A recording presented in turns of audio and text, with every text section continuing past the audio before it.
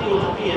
اور یہ بات یاد رکھیں، یہ جو نفس کے تقاضوں پہ بندہ عمل کرنا شروع کر دیتا ہے نا، کہ جو دل میں آیا وہ کرنا شروع کر دیا، یہ خواہشات نفسانی جو ہیں یہ ایسی ہیں کہ اگر ان پہ عمل کرنا شروع کر دو تو کوئی ایسا موڑ نہیں آتا کہ پتہ کہ جب ساری خواہشات پوری ہو گئی ہے چلو بس پیٹ بھر گیا. نہیں، جتنا گناہوں کی در در پہ آگے چلتے چلے جائیں گے، یقین کریں اتنا ہی انسانی نفس مزید جو ہے وہ گناہوں کا تقاضا کرتا چلے گا. ہم آپ کے سامنے یورپ کی مثالیں، امریکہ کی مثالیں، اب ان ممالک کے اندر گناہ کے اوپر کسی قسم کی کوئی روک تھام نہیں، کوئی پابندی نہیں.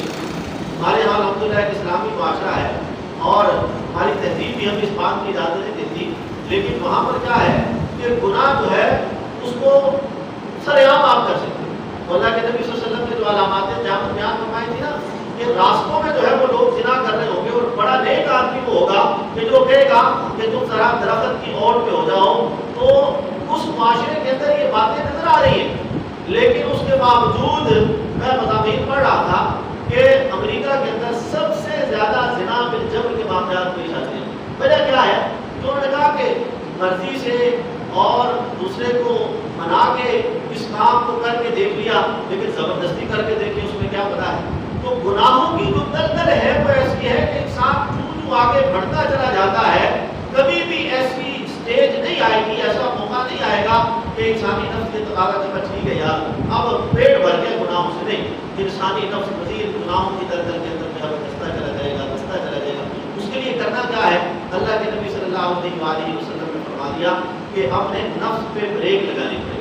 جو حدیث میں نے پڑھی ہے، اللہ کے نبی صلی اللہ علیہ وسلم نے فرمایا کہ الکیس من دان نفسہ وعمل لما بعد الموت. فرمایا کہ عقل مند آدمی وہ ہے جو اپنے نفس کو روک کے رکھتا ہے. اب انسانی خواہشات انسان کو ابھار رہی ہیں. بڑا دل کرتا ہے کہ مثال کے طور پہ گھر پہ بیٹھے ہیں تو ٹیلی ویژن آن کر لیں اور اللہ رب العزت کی نافرمانی کے کام جو اس پہ نظر آ رہے ہیں وہ دیکھنا شروع کر دیں.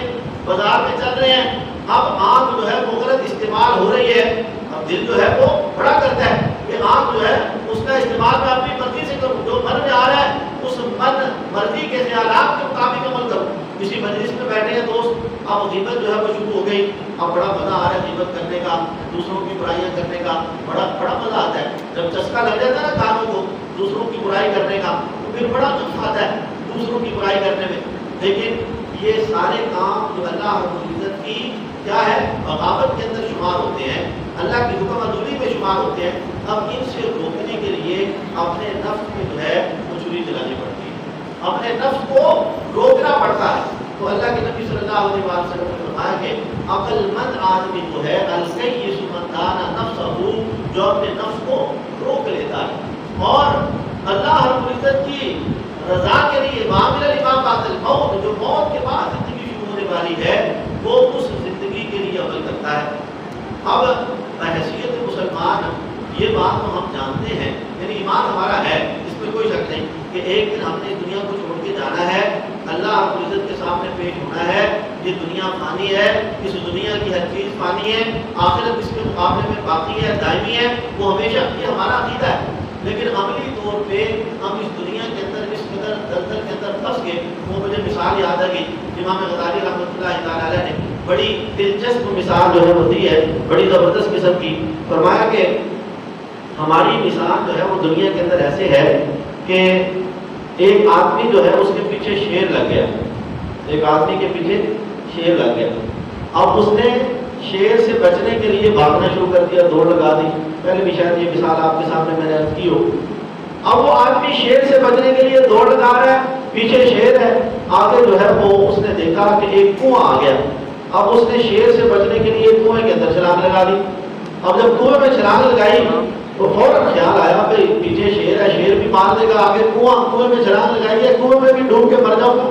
تو اس نے جلدی سے ہاتھ کو مارے تو اس کے ہاتھ میں کچھ شاخیں کچھ گھاس آ گیا اور اس کو پکڑ کے وہ لٹک گیا.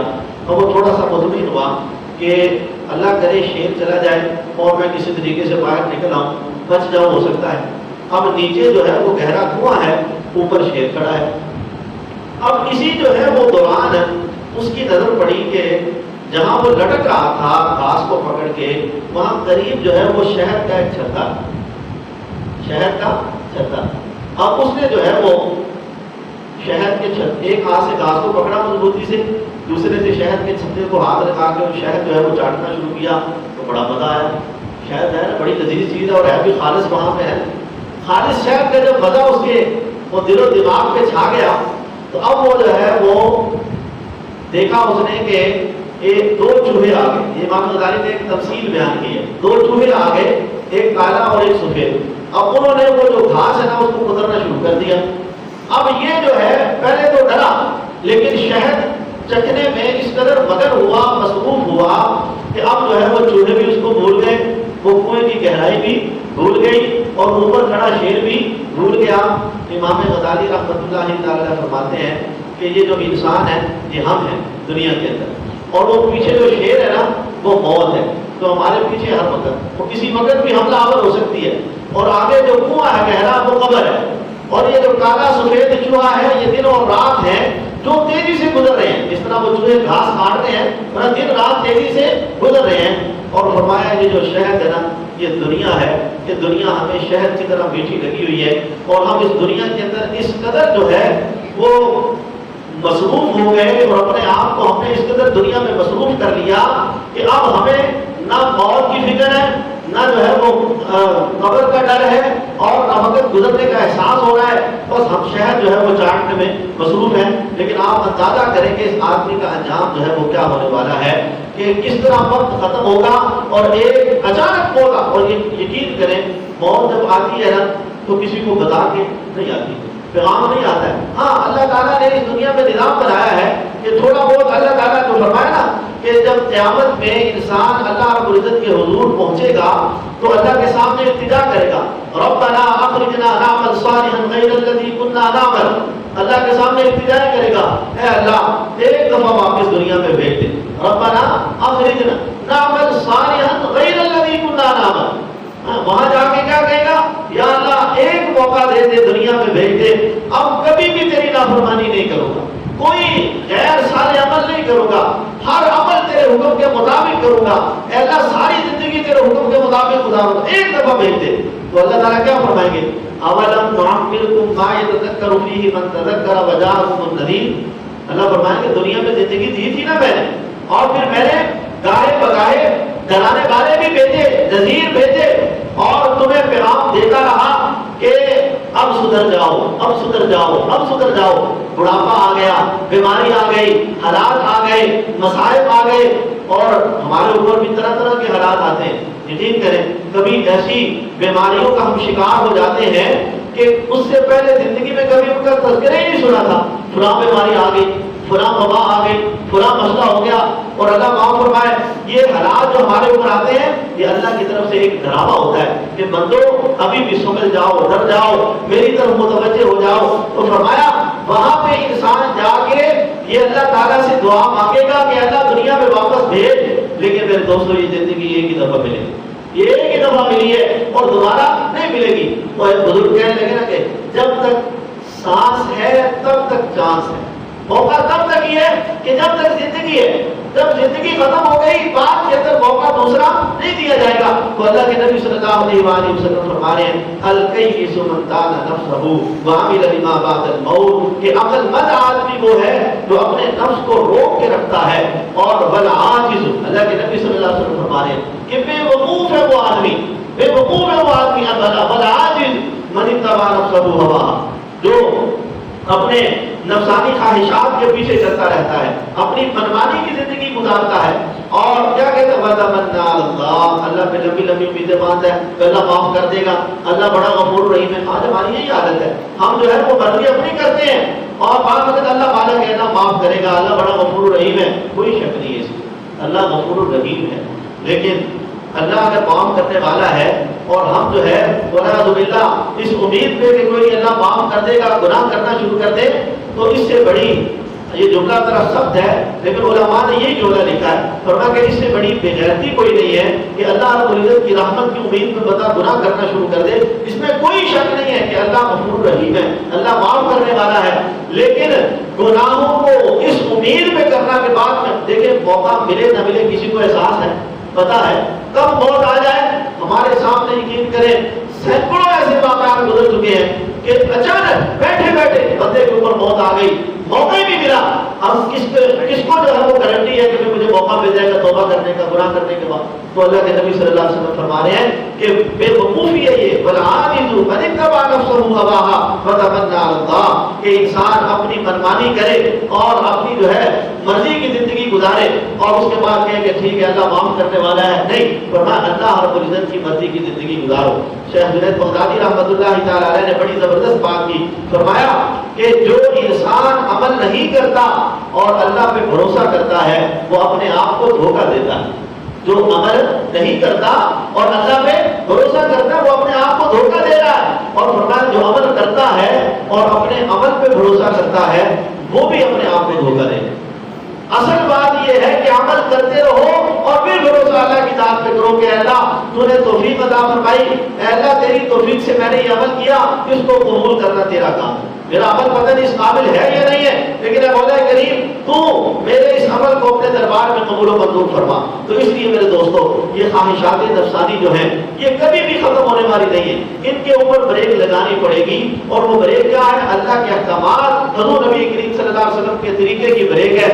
اللہ کے نبی صلی اللہ علیہ وسلم کے فرامین جو ہے ان کو مد نظر رکھتے ہوئے جب زندگی گزاریں گے تو انشاءاللہ یہ آہستہ آہستہ۔ امام بصیری رحمۃ اللہ تعالی علیہ بڑے امام گزرے ہیں، ان کا یہ قصیدہ جو ہے یہ بڑا مشہور و معروف ہے، تو انہوں نے فرمایا ہمارا جو نفس ہے نا، نفس انسانی، اس کی مثال جو ہے وہ دودھ پیتے بچے کی طرح۔ اس کی مثال کس طرح ہے؟ دودھ پیتے بچے کی طرح۔ اب چھوٹا بچہ جو ہے، آپ میں سے اکثر صاحب اولاد ہے، چھوٹا بچہ جو دودھ پیتا ہے تو ایک وقت تک اللہ تعالیٰ نے اجازت دی کہ اس کو دودھ پلانا ہے، ٹھیک ہے، مدت رضاعت 2 سال ہے، 2.5 سال ہے۔ اب اس کے بعد دودھ چھڑانا ضروری ہے۔ اب والدین اس موقع پہ بچے کا دودھ چھڑانے کے لیے بڑے جتن کرتے ہیں، کیوں نہیں؟ ایسے ہی ہے نا، آسانی سے بچہ دودھ نہیں چھوڑتا ہے، اور فرمایا کہ ہمارا نفس بھی ایسے ہی ہے۔ اچھا، بچے نے جب دودھ اس کا چھڑانا ہوتا ہے نا تو ماں باپ کو پتہ ہوتا ہے کہ روئے گا، چلائے گا، نہ رات کو خود سوئے گا نہ ہمیں سونے دے گا، لیکن کوئی بھی والدین اپنے بچے کا دودھ جو ہے وہ اس لیے کہ چلو نہیں چھڑاتے، خیر ہی ہے، بچے کو تکلیف ہوگی، کوئی والدین ایسا کرتے ہیں؟ دودھ چھڑاتے ہیں، انہوں نے پتہ ہے کہ اس کی خیر خواہی اس کے اندر ہے کہ ہم نے اس کا دودھ چھڑانا ہی چھڑانا ہے۔ فرمایا کہ ہمارا نفس بھی گناہوں کا عادی ہے، اس کو گناہوں کی لت لگی ہوئی ہے۔ اب آنکھوں کی حفاظت کرتے ہوئے بھی تکلیف ہوگی، کانوں کی حفاظت کرتے ہوئے بھی تکلیف ہوگی، زبان کی حفاظت کرتے ہوئے بھی تکلیف کیا ہوگی کہ عادت پڑی ہوئی ہے نا جھوٹ بولنے کی۔ اب سچ بولیں گے، پابندی کریں گے تو ظاہر ہے تھوڑی مشقت تو ہوگی۔ کانوں کو عادت ہوئی ہے میوزک سننے کی، اللہ کی نافرمانی کے بول سننے کی، اب کانوں کو ان کاموں سے روکنے پہ تکلیف تو ہوگی۔ اسی طرح زبان کو مختلف گناہوں کی عادت پڑی ہوئی ہے، غیبت کرنے کی، جھوٹ بولنے کی، وعدہ خلافی کرنے کی۔ اب اس زبان کو جب ان کاموں سے روکیں گے تکلیف۔ اب انسان جو ہے اگر یہ سوچے کہ بڑا مشکل ہے، حقیقت میں مشکل ہے نہیں ہے۔ دین اسلام دین فطرت ہے، یقین کریں دین پہ چلنا مشکل نہیں ہے۔ مسئلہ یہ ہے کہ ہمارے ارد گرد کا جو ماحول ہے وہ اس قدر بگڑ چکا ہے کہ ہمیں مشکل لگتا ہے۔ الحمد احمد بڑی پیاری مثال دی، فرمایا کہ ایک بندہ حکیم کے پاس جاتا ہے نا، اب جا کے جو ہے وہ کہتے ہیں مجھے فلاں بیماری ہے، اب مثال دے دو۔ اب وہ ایک آدمی کو کی بیماری لگ گئی تو حکیم صاحب نے پرہیز بتایا کہ تم نے جو ہے مثال کے طور پہ آلو نہیں کھانے، مثال ہے آلو نہیں کھانے۔ اب وہ اپنے محلے میں آیا، اب وہ جس محلے میں رہتا ہے ادھر دکانوں پہ ملتے ہی آلو ہے، مثال کے طور پہ ہے ہی آلو، جس دکان پہ جاتا ہے آلو پہ ڈھیر لگے ہوئے ہیں۔ اب وہ جو ہے وہ کیا سوچتا ہے، حکیم صاحب نے بڑی مشکل پرہیز بتا دی، کیونکہ ایسے ہی سوچے گا نا، لیکن پرہیز مشکل نہیں ہے، اس کے ارد گرد کے ماحول کا قصور ہے کہ جس چیز سے منع کیا جا رہا ہے اس کے ارد گرد ہے ہی وہ چیز۔ تو آج جب دین کی باتیں بتائی جاتی ہیں کہ سود چھوڑ دو، جھوٹ چھوڑ دو، وعدہ خلافی چھوڑ دو، بد نظری چھوڑ دو، بے پردگی چھوڑ دو، دوسروں کو ستانا چھوڑ دو. یہ باتیں جب کی جاتی ہیں تو ہمیں لگتا ہے کہ یہ باتیں تو بڑی مشکل ہے. کیوں؟ کیونکہ ہر طرف ہے ہی یہ. بازار چلے جاؤ ہے ہی جھوٹ، ہے ہی بے پردگی، تو نفس کو کچلنا پڑے گا.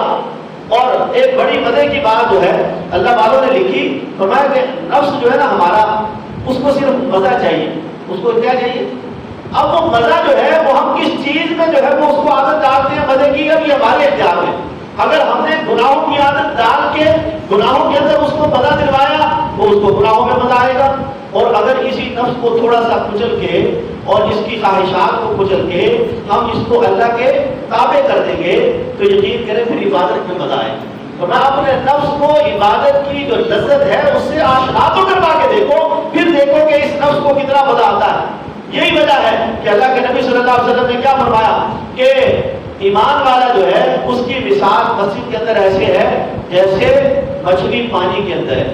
اب مچھلی پانی سے باہر نکلے تو اس کو تکلیف ہوتی ہے نا، اسی طرح ایمان والا جب مسجد کے ماحول سے باہر جاتا ہے نا تو اس کو تڑپتا ہے کہ کب دوبارہ میں مسجد میں آ جاؤں. اور جو منافق ہے اس کی مثال مسجد کے اندر ایسے ہے جیسے کوئی پرندہ جو ہے وہ پنجرے کے اندر بند ہو. جب پرندہ جو ہے اس کو پنجرے میں بند کیا جاتا ہے تو وہ پھڑپھڑاتا ہے اور کوشش کرتا ہے کہ کب میں جو ہے وہ پنجرے سے باہر نکلوں، آزاد ہو جاؤں. آج عادت کے ساتھ میں سب سے پہلے اپنے آپ کو مخاطب کرتا ہوں، اپنے گریبان کے اندر جھانک کے دیکھیں کہ ہم مسجد میں آتے ہیں تو ہماری کیا کیفیت ہوتی ہے. مسجدوں میں آتے ہیں تو نکلنے کی جلدی ہوتی ہے، اور باہر بازاروں میں جاتے ہیں تو یقین کریں سارا دن بھی گزر جاتا ہے، رات کا حصہ بھی گزر جاتا ہے، لیکن واپس آنے کی کوئی پرواہ نہیں ہوتی ہے. اللہ کے نبی صلی اللہ علیہ وسلم نے فرمایا احب البلاد الی اللہ مساجدها، یہ شہروں میں بستیوں میں جو اللہ کی محبوب ترین جگہ ہیں وہ مسجدیں ہیں. اور وابغض البلاد الی اللہ اسواقها، اور اللہ کے نزدیک جو سب سے زیادہ ناپسندیدہ جگہ ہیں فرمایا وہ بازار ہیں جہاں صرف ضرورت کے وقت جانا چاہیے.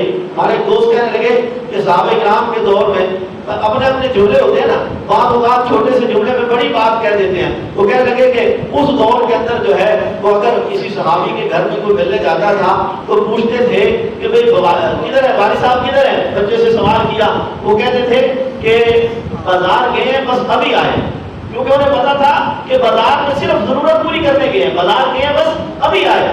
اور اگر کہتے کہ مسجد میں گئے ہیں تو کہتے تھے مسجد میں گئے ہیں پتہ نہیں کب آئیں گے، کیونکہ پتہ ہے کہ مسجد میں جاتے ہیں تو اللہ کے ساتھ لو لگا کے وہاں رک جاتے ہیں، اللہ کے ساتھ مناجات کرتے ہیں. اور فرمایا کہ آج کیا صورت حال ہے کہ آج جا کے دروازے پہ دستک دو، بچے سے پوچھو کہ ابو کدھر ہے، تو وہ کہتا ہے مسجد گئے ہیں بس ہونے ہی آئے، مسجد میں گئے ہیں بس ابھی آئے، 5 منٹ کی بات ہے، کیونکہ اسے پتا ہے کہ ابا جی مسجد میں جا کے بیٹھتے نہیں ہیں، فٹافٹ آئیں گے واپس. اور اگر بازار کا کہیں بتانا ہو کہ بھائی ابا جی بازار گئے ہیں پتہ نہیں کب آئے، بازار گئے ہیں کام لگ گئی.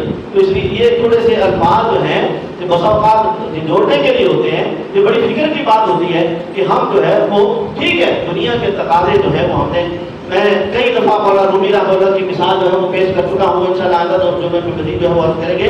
لیکن کم از کم ہم یہ کوشش کیا کریں کہ ہم اپنا جتنا وقت ہو سکے وہ اللہ کی محبوب جگہوں میں گزارنے کی جتنا ہو سکے اس کو آہستہ آہستہ بڑھانے کی کوشش کریں. اس کا کم از کم درجہ آخری بات عرض کر کے میں انشاءاللہ کرتے ہیں ختم بات. آخری اور اپنا درجہ سارے یہ نیت کر لیں مجھ سمیت کہ ہم یہ نیت کر لیں کہ ہم نے انشاءاللہ آئندہ اس بات کی پابندی کرنی ہے کہ جب اذان ہو تو ہم سارے کام کاج چھوڑ کے نماز کی تیاری کر کے مسجد میں آئیں کریں گے. کم از کم اذان سے جماعت تک کا جو وقت ہے وہ تو مسجد میں گزاریں گے، اس کا بڑا ہی فائدہ ہوگا. یقین کریں آپ دلی طور پہ جو سکون اور اطمینان محسوس کریں گے.